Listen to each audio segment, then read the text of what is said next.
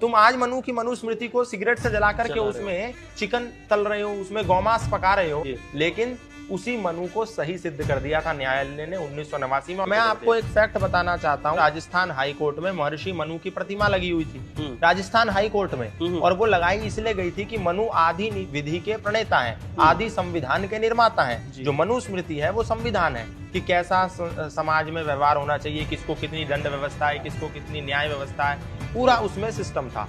तो इस आधार पर राजस्थान हाई कोर्ट में प्रतिमा लगी हुई थी, जिसको स्थानांतरित करने के आदेश 8 जुलाई 1989 को दे दिए गए। राजस्थान हाई कोर्ट के जजेस की पीठ ने आदेश दे दिया कि इसको हटा दो।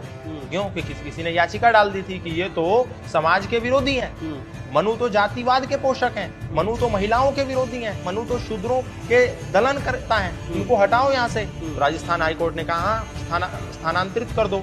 तो उस याचिका और उस फैसले पर एक व्यक्ति ने आपत्ति करी, जिसका नाम था धर्मपाल आर्य। उन्होंने ये याचिका दायर करी कि मनु की मूर्ति यहाँ से नहीं हटनी चाहिए। क्यों नहीं हटनी चाहिए? क्योंकि मनु महिलाओं के विरोधी नहीं है, मनु शूद्रों के विरोधी नहीं है, मनु जातिवाद के पोषक नहीं है। ऐसे ऐसे उन्होंने 14 तर्क प्रस्तुत करे पीठ के सामने। और जो प्रतिपक्षी वकील था, जो मनु की मूर्ति को हटाने के पक्ष में था, उसको कहा कि तुम सबसे कमजोर 3 तर्क चुन लो, सबसे जिसमें तुमको लगता हो तुम हमें धाराशायी कर दो, तुम 3 तर्क चुन लो। उसको दिया गया, वो 3 तर्क नहीं चुन पाया। तो जज साहब ने कहा चलिए हम आपको समय देंगे, आप 14 के 14 तर्कों को समझाइए। जब उन्होंने 14 तर्कों को समझाया तो 3 दिन की कोर्ट की कार्यवाही लगी।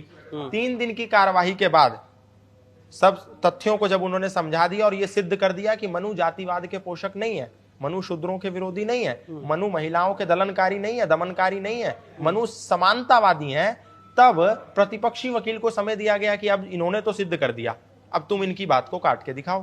तो प्रतिपक्षी वकील 20 मिनट तक चुप्पी साध के बैठे रहे। ऐसा कोर्ट की कार्यवाही बताती है। और जो मनु की मूर्ति हाई कोर्ट के परिसर से हटा देने के ऑर्डर पास हो गए थे, वो ऑर्डर वापस लिया गया और आज भी वो मूर्ति वहां पर शान से खड़ी है। तो ये प्रमाण है कि मनु दलित विरोधी नहीं है, मनु समाज में नारियों के विरोधी नहीं है, उनको विरोधी बना करके प्रस्तुत करा जा रहा है। क्योंकि गोस्वामी तुलसीदास या मनु से किसी का वैर नहीं है, वैर सनातन धर्म से है, वैर राम को मानने वालों से है, कृष्ण को मानने वालों से है। जिस मनु को तुम ये कहते हो कि वो शूद्रों का दलन करते हैं, वो मनु कह रहे हैं शूद्रो ब्राह्मणतामेति, ब्राह्मण शूद्रताम क्षत्रिया जातमेवं तु विद्या द्वेषा तथैव च। मनु कह रहे हैं वन शूद्र आल्सो कैन बिकम ब्राह्मण एंड वन ब्राह्मण कैन आल्सो बिकम शूद्र।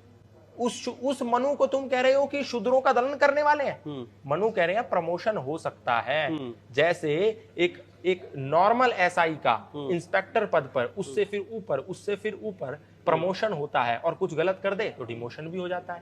इसी प्रकार कोई शूद्र व्यक्ति है तो उसका प्रमोशन हो सकता है, ये मनु कह रहे हैं। उस मनु को पढ़ा तो है नहीं, बस उसको सिगरेट लगा करके और मांस पका करके उसको चूल्हे में जलाया है। तो मनु की क्या गलती है इसमें?